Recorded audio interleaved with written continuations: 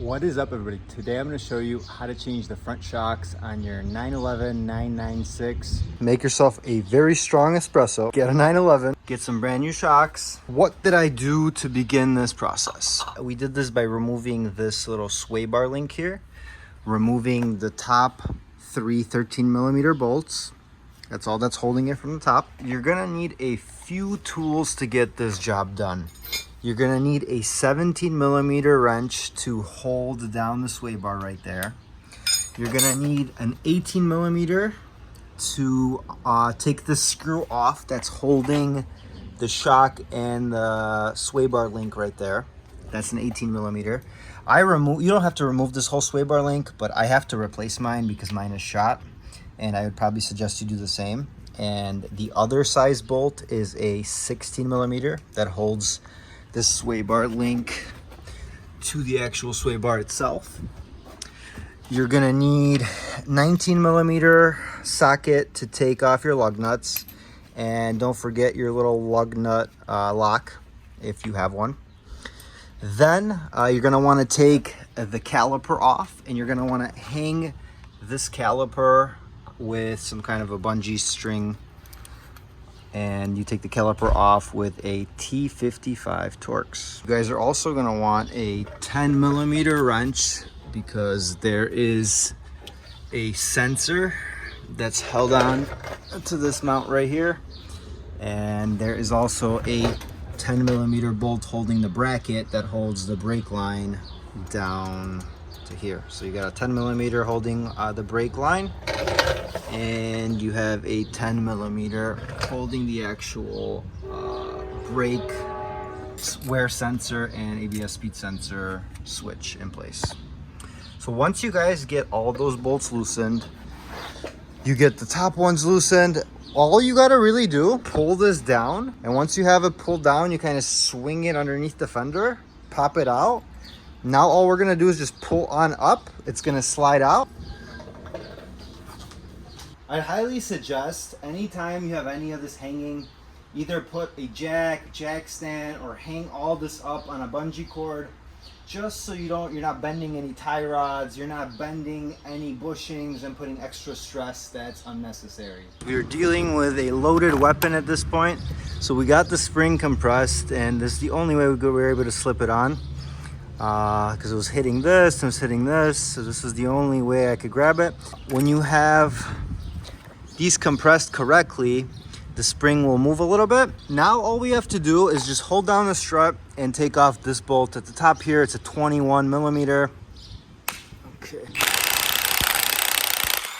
As you can see, when you do it correctly, everything comes out in its own pace. And as you guys can see, the spring is still compressed. And we have the shock. So what we have to do now, grab the new shock, transfer everything over. So we're transferring over this, transferring over this, put the spring in, like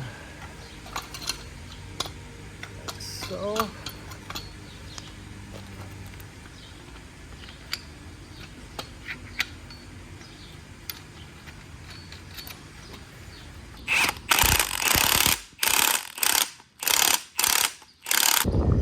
That looks correct.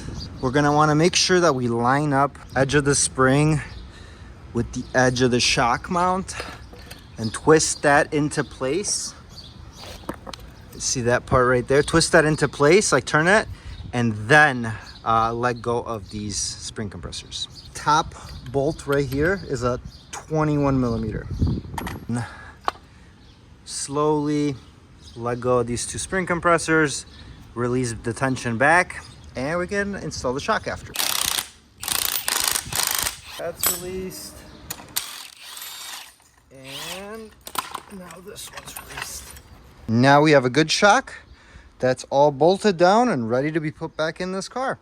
And it's all just a reversal of the installation. All right, guys, I got a bit of a warning for you with using aftermarket parts. We got a strut from eBay, and when you're ordering aftermarket parts, here's a big disclaimer. the fitment is always going to be a little bit off. For example, on the aftermarket shock, you had to spread this gap here way more for the new shock to fit in between than the original shock. The original one, it just slid right in.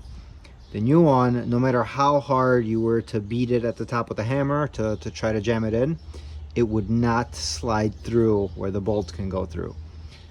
Big warning with ordering aftermarket parts. You might have to play around a little bit with them to make them work. We have installed the new shock. There's 3 bolts up here. Sway bar link connected.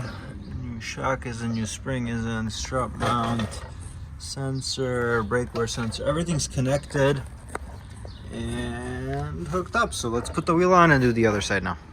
Just in case you buy the aftermarket ones and you're having trouble with fitting them on, this is the original strut. Look how easy this one slips into the groove here. Essentially, perfect fitment every time. You slide it in, it's meant for it. This aftermarket one is 1 millimeter bigger, and it will not slip into the groove until you spread open the opening a little bit, which is nearly impossible with this mounted on the car. Therefore, if you buy aftermarket shocks, you're most likely going to have to take the whole knee assembly off in order to swap the shock. A little bit of a pain in the ass, but that's what you got to deal with when you're trying to save a few bucks.